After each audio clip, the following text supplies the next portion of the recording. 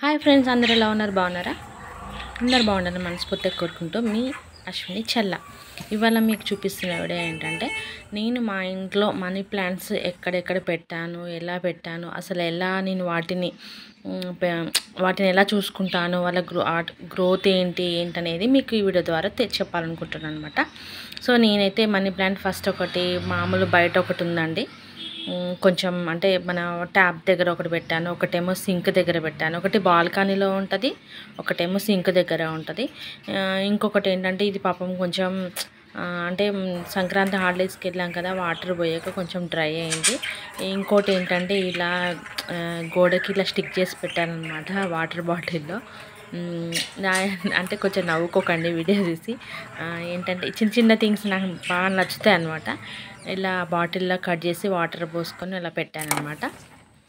So చూసారు కదా, ఇవాళ నేను ఇట్లా ఒకటి బాల్కనీలో పెట్టానన్నా కదా, ఇగో బాల్కనీలో పెట్టిన ట్రీ అనమాట. ఇది కొంచెం మంచిగా వస్తుంది అనమాట, మనకి సన్లైట్ పడడం వల్ల కొంచెం మంచి గ్రోత్ ఉంటుంది అనమాట. మనీ ప్లాంట్ మరీ ఎండ తగలకూడదు, మరీ నీడలో ఉండకూడదు, అలా ఉంటే మంచిగా వస్తుంది అనమాట.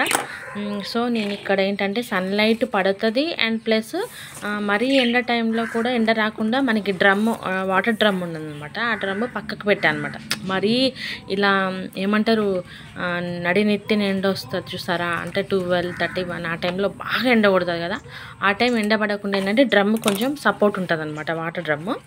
సో అలా పెట్టాను అనమాట. ఇది బాగా వచ్చింది. సో ఇందులోకి వెళ్ళి కొంచెం నేను కొన్ని వేర్లు కట్ చేసి నేను చిన్న దాంట్లో పెడదాం అనుకుంటున్నాను ఇవాళ. సో మీకు అంటే కేవలం మీకు చూపించడానికే నేను ఇవాళ అది కట్ చేసి పెడుతున్నా. చూడండి, ఒక 2-3 అట్లా కట్ చేశాను అనమాట.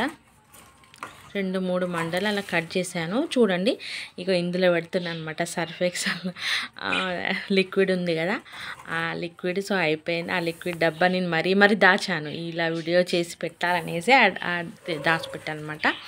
సో నాకేంటంటే వాటర్ బాటిల్స్, ఇట్లా పౌడర్ డబ్బా, పారాషూట్ ఆయిల్ డబ్బా, ఇలాంటి వాటిలో పెడుతుంటే అదేదో ఒకలాంటి ఫీల్ ఉంటుంది. అంటే మన దగ్గర కుండీలు ఎన్ని ఉన్నా సరే ఇట్లాంటి వాటిలో పెడుతుంటే అది చూడ్డానికి కొంచెం డిఫరెంట్గా అనిపిస్తుంది, మనకి ఇంట్లో చూసినప్పుడల్లా భలే అనిపిస్తూ ఉంటుంది అనమాట నాకు.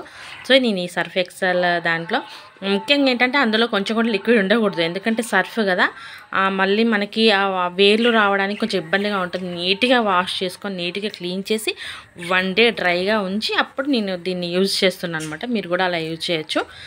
సో ఇలా నేను ఆ 2-3 వేర్లు మండలు తీసాను కదా, సో కట్ చేస్తున్నా. ఎలా కట్ చేయాలంటే మనకి ఇప్పుడు అంటే మనీ ప్లాంట్ మన తీగకి బొడిపెలు వస్తూ ఉంటాయి, అక్కడక్కడ కణాలు, మనకి కణం అంటే తెలుసు కదా, కణాలు అట్లా ఉంటాయి బొడిపెలాగా, అట్లా వేరు టైప్ చిన్న వేరులాగా వస్తూ ఉంటాయి. సో ఆ వేరు మనకి పైన ఉండేటట్టు చూసుకొని ఆ వేరు కింద, ఆ కణం కింద కట్ చేయాలి మనం. ఆ వేరు మనం కట్ చేసే పైననే వేరు కనబడాలి. అలా ఉంటేనే మనం ఏంటంటే వాటర్లో పెట్టంగానే త్వరగా మనకి వేర్లు వచ్చే అవకాశం ఉంటుంది, తొందరగా వేర్లు వస్తాయి, తొందరగా గ్రోత్ అనేది ఉంటుంది అనమాట. మన ఫ్రెష్గా ఉంటుంది, ఆకు కూడా ఖరాబ్ అవ్వదు, ఆకు ఇట్లా ఎండిపోవడం అట్లాంటిది ఏమి ఉండదు అనమాట. సో తొందరగా వస్తుంది అనమాట వేర్లు. నేను అలా కట్ చేశాను అనమాట. మనకేంటంటే అట్లా కట్ చేసినప్పుడు కూడా వాటర్లో మనం పెట్టినప్పుడు, వాటర్లో వేసినప్పుడు మనకి ఈ ఆకులు అనేవి వాటర్లో ఉండకూడదు. ఉండడం వల్ల ఏంటంటే వాటర్లో ఆకు ఉండి ఖరాబ్ అయిపోయి వేరు రాకపోవడం కూడా అవుతుంది. సో అట్లా మిగిలిన ఆకులన్నీ ఇలా కట్ చేసి పడేసాను అనమాట. చూసారు కదా, అట్లా కట్ చేసి మన వాటర్లో పెట్టేసి అంటే మరీ సన్లైట్ చెప్పాను కదా, ఇప్పుడు మరీ ఎండ మరీ నీడ లేకుండా పెట్టి ఇలా చూసుకోవచ్చు. సో చూసారు ఫ్రెండ్స్.